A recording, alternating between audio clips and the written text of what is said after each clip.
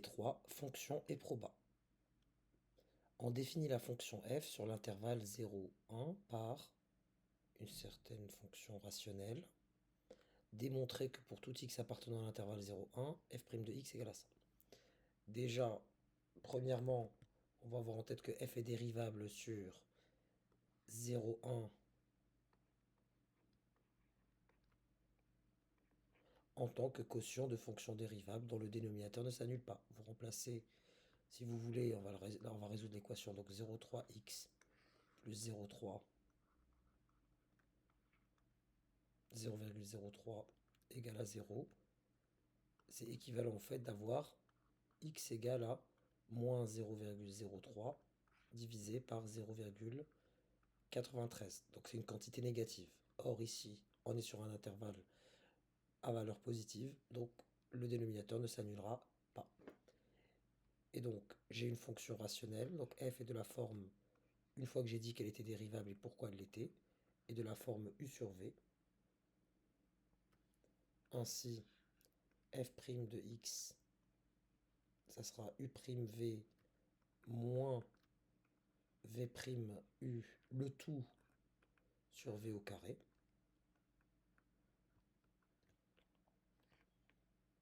Une fois que j'ai écrit ma formule, je n'ai plus qu'à appliquer en posant u, c'est 0,96x, u'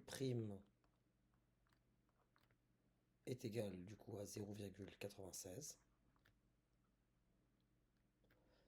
v est égal à 0,93 plus 0,03. Je le mets entre parenthèses 93x parce que je serai amené à le multiplier. Et la dérivée d'une fonction affine, c'est le coefficient directeur, c'est 0,93. Ainsi, appliquant la formule, f' de x est égal à... Je mets une longue barre de fraction, le tout sur 0,93x plus 0,03 au carré. U', donc c'est 0,96 fois V, soit 0,93x plus 0,03, moins de la formule V', à savoir 0,93, fois, entre parenthèses, non, même pas besoin de parenthèse d'ailleurs, fois 0,96x. Je développe tranquillement, je me donne un peu de place.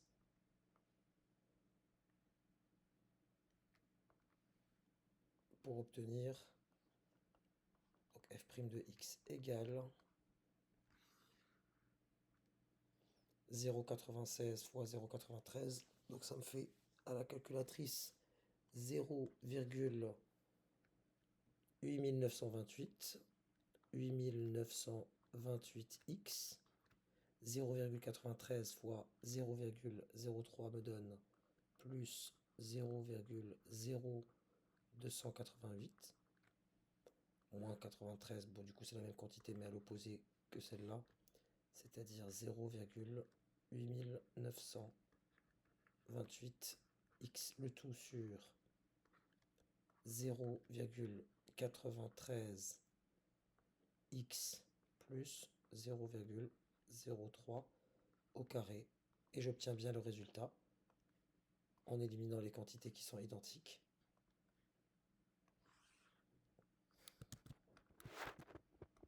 Voilà, je reprends exactement la même chose en éliminant ce qui ne m'intéresse pas ici, pas la barre de fraction bien entendu, mais uniquement la quantité, et j'obtiens bien ce qui était demandé. On a le réflexe directement en tête que c'est positif. Pourquoi? Parce que d'ailleurs c'est la question d'après, déterminer le sens de variation de la fonction f. C'est le signe de ma dérivée qui est juste au-dessus. C'est le signe de f' de x qui va me donner les variations de f sur 0,1. Sur 0,1, 0,03 0,288 est une quantité positive et strictement 0,93x puisqu'il ne s'annule pas et que c'est un carré est une quantité positive. Donc, par signe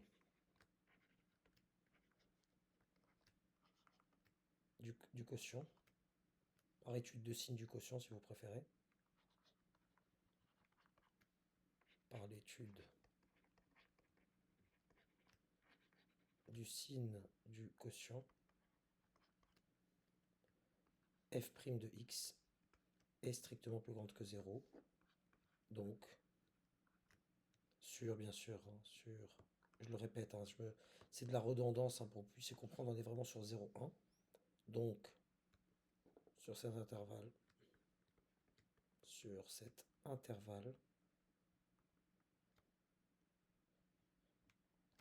f est croissante.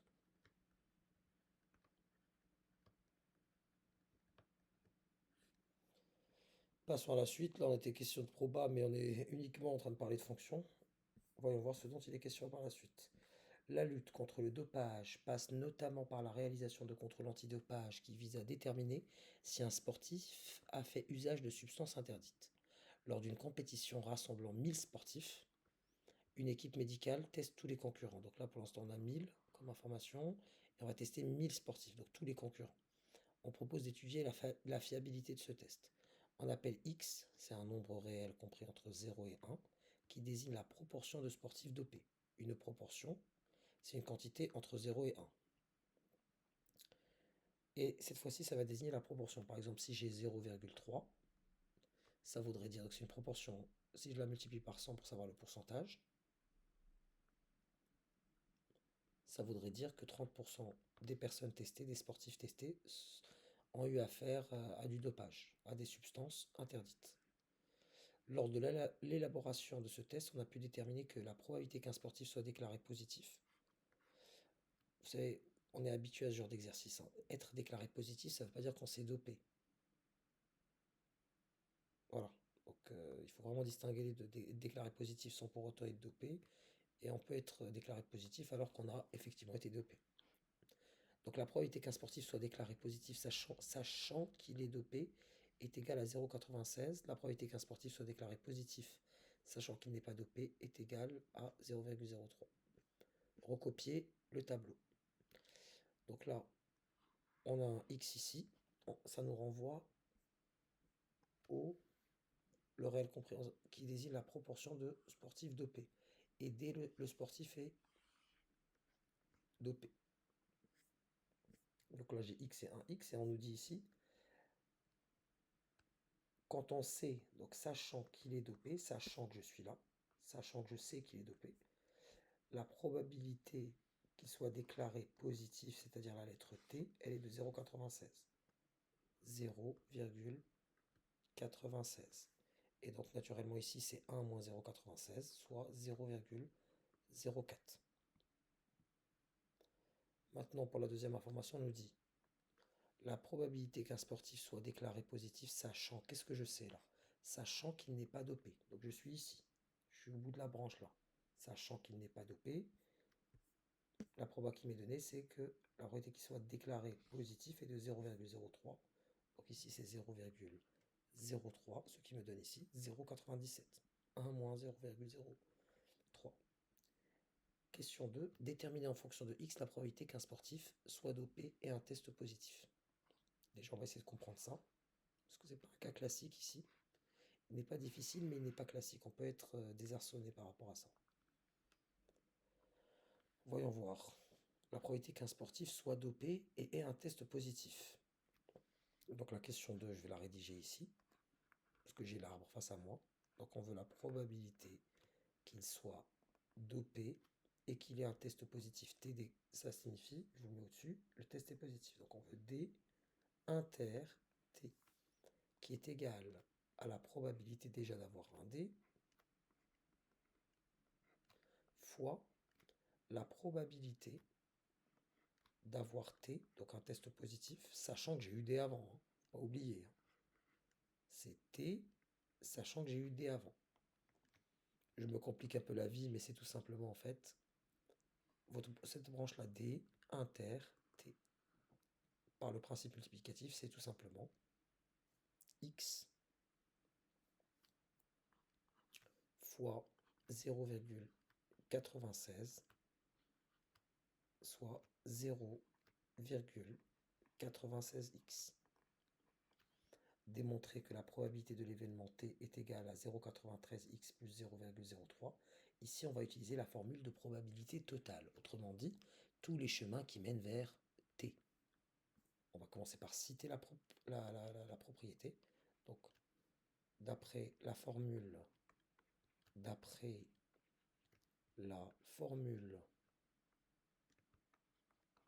des probabilités totales, d'après la formule des probabilités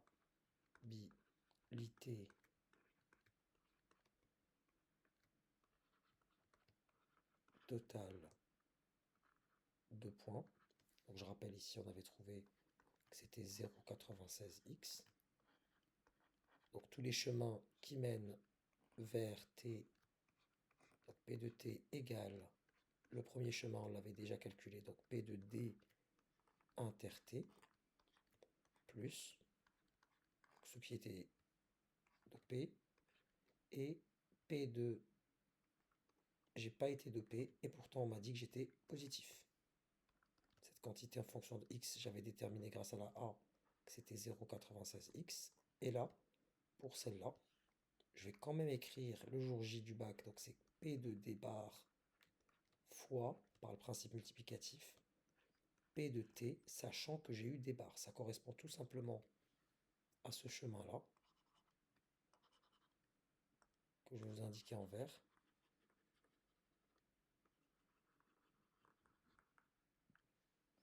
Ce qui me donne ici 0,96x plus 1 moins x fois 0,03. Et là, je développe facilement. J'obtiens 0,03 fois 1, c'est le plus 0,3 qui va traîner. 0,3 fois moins x, ça me fait moins 0,3x. Et là, j'ai 0,96x, ça me fait 0,93x plus 0,03. Et cela nous amène au résultat attendu. Pour cette question uniquement, on suppose qu'il y a 50 sportifs dopés parmi les 50 testés. Donc la proportion de sportifs testés, dopés, c'est 50 sur les 1000. Donc mon x, là, pour le coup, ça sera égal, directement j'ai le réflexe, c'est 5%, c'est 0,05. Voilà.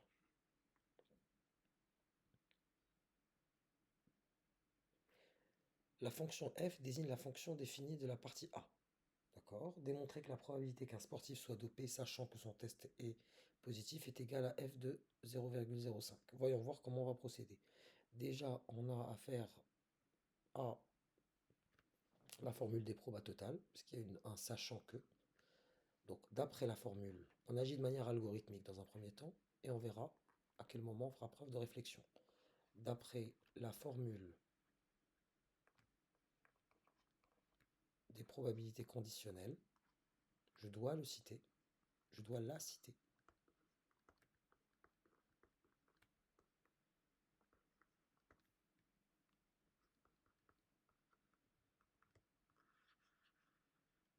Deux points. La probabilité qu'un sportif soit dopé, donc qu'il soit dopé, sachant, qu'est-ce que je sais que son test est positif. Donc cette probabilité est égale à, d'après le cours, AD inter T sur P de T. Je l'exprime en fonction de x d'abord. J'obtiens alors, donc P de D inter T, c'est ici, c'est 0,96x. Et P de T, c'est ce qu'on a calculé dans la question 3, c'était cette quantité-là, en fonction de x. Donc sur 0,93x plus 0,03. Et qu'est-ce que je remarque ici? Regardez. Je suis retombé sur f de x. Et puisque moi, dès le départ, on m'avait dit que x valait 0,05, donc tout simplement en écrivant x en remplaçant x par 0,05, soit 0,96 fois 0,05 sur 0,93 fois 0,05 plus 0,03, je suis tout simplement en train de calculer l'image de 0,05 par f. Voilà. Dès le départ, on m'avait donné la proportion. Et on me dit en donner la valeur arrondie au centième. Je tape cette quantité à la calculatrice, donc f de 0,05, et j'obtiens au centième à peu près 0,627, donc 0,63. Deux chiffres après la virgule. Question suivante. On appelle la valeur prédictive positive d'un test, donc la valeur prédictive positive. Voyons voir ce dont il est question.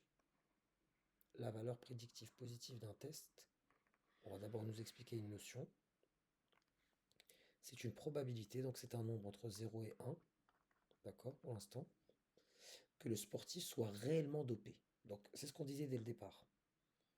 La proba que le sportif soit réellement dopé lorsque le résultat du test est positif. Donc on sait que le résultat est positif. Quelle est la probabilité qu'il soit vraiment dopé? Déterminer à partir de quelle valeur de x la valeur prédictive positive du test sera supérieure ou égale à 0,09. Ici, on veut que la valeur prédictive, donc la probabilité que le sportif soit réellement dopé, en fonction de x, avec x un nombre compris entre 0 et 1, sachant que le test est positif. Donc on veut que cette quantité-là, là, qui dépend de x, cette quantité, nous voulons, pour x réel, nous voulons qu'elle soit supérieure ou égale à 0,9. Or, dans la question précédente, nous avions établi ici que cette quantité en fonction de x, si on était amené à l'exprimer en fonction de x, c'était celle-là. C'est tout simplement f de x. Ainsi, en nous demandant de résoudre l'équation P de D sachant t supérieur ou égal à 0,9, on est en train de nous demander, c'est équivalent en fait, à résoudre pour x appartenant à l'intervalle 0,1. Donc, soit x, dès le départ, je vais bien poser soit x, un nombre compris entre 0 et 1, pour savoir ce dont il est question. Toujours présenter les personnes et les nombres, notamment, soit f de x supérieur ou égal à 0,9. Soit, je réécris ma fonction f de x, c'est 0,96x sur 0,093x plus 0,03 supérieur ou égal à 0,9, x appartenant à l'intervalle 0,1, cette quantité est positive. Donc, je peux multiplier cette quantité, je peux la multiplier à droite et à gauche des deux côtés sans changer le sens des inégalités. Je peux quand même voilà, car cette quantité est positive. Car x appartient à l'intervalle 0,1. Ça va me donner donc l'équivalence 0,96x est supérieur ou égal à 0,9 facteur de 0,93x plus 0,03, ce qui est encore équivalent à 0,96x supérieur ou égal à, je fais mon développement rapidement, 0,9 fois 0,93. Je vais utiliser du coup la calculatrice. Donc 0,9. Il faut bien se concentrer pour pas s'embrouiller. Il y a aussi l'idée de, avec les décimales, de ne pas faire n'importe quoi entre les dixièmes, les centièmes. 0,9 fois 0,93, j'obtiens 0,837x. On doit arrondir le résultat au centième. Et 0,9, ça j'ai pas besoin de la calculatrice, fois 0,03, ça me fait plus 0,027. Je soustrais 0,037x des deux côtés pour obtenir donc 0,96 moins 0,837, 0,96x moins 0,837x supérieur ou égal à 0,027. Excusez-moi, je vais m'arrêter ici pour juste vous expliquer quelque chose. Ce que je suis en train de faire là, notamment le passage de ce membre-là, de là à là, il est vraiment dû au fait que mon x, dès le départ, appartient à l'intervalle 0,1. Méfiez-vous des inégalités que vous pouvez manipuler maladroitement comme des équations. Vous avez des inéquations, vous les manipulez comme des équations, ce n'est pas du tout la même chose.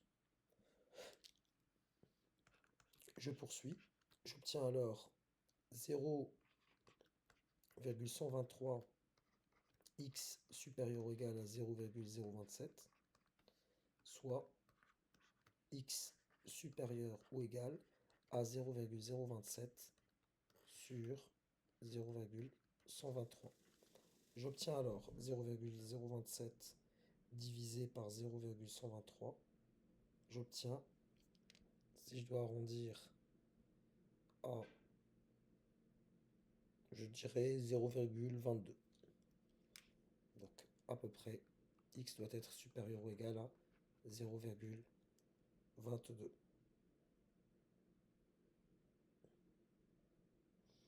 Je poursuis pour la dernière question. Il faut quand même faire une phrase réponse. Déterminer à partir de quelle valeur, c'est à partir de, pour x supérieur ou égal à 0,22. Il faut penser à faire une phrase réponse quand même. Un responsable de la compétition décide de ne plus tester l'ensemble des sportifs, mais de cibler les sportifs les plus performants, supposés être plus fréquemment dopés. Donc il part du principe que cette bande de performants, c'est forcément ceux qui se dopent le plus. Quelle est la conséquence de cette décision sur la valeur prédictive positive du test? La valeur prédictive positive du test, je vous rappelle que c'est la probabilité d'être dopé sachant que le test est positif. Argumenter en utilisant la partie A. Là, je vais pas vous écrire de rédaction, mais si on considère que, en effet, les sportifs les plus performants, sont les plus fréquemment dopés, si on considère que ça c'est vrai, alors si on prend uniquement les sportifs les plus performants, eh bien mon X, il va augmenter. Plus votre X augmente, puis la probabilité, cette probabilité-là, elle va augmenter. Je vous explique. Qu'est-ce que le X? Il faut vraiment partir du principe, c'est le X. X désigne la proportion de personnes dopées. La proportion de personnes dopées. On est d'accord. Et f de x, on avait établi que f de x, en fait, elle désigne, pour x donné, elle dépend de x, p de d inter t. On nous dit, puisqu'il va uniquement cibler les sportifs les plus performants, qu'est-ce qui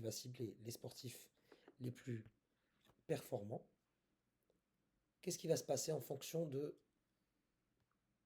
Parce qu'il part du principe que oui, c'est ceux qui sont les plus dopés. Donc, puisqu'il va cibler les personnes les plus dopées, qu'est-ce qui va se passer sur cette probabilité? Je vais augmenter ici. Vous êtes d'accord? Je vais augmenter le nombre, ma proportion va augmenter. C'est vrai, les sportifs les plus... On va partir du principe que c'est vrai, les sportifs les plus performants sont dopés. Donc moi, je vais uniquement étudier cette population. Donc, en considérant que ma population, elle est effectivement dopée, la proportion de dopés dans cette population, elle va être plus grande. Et si ce x se grandit, qu'est-ce qu'on avait établi dans la partie A?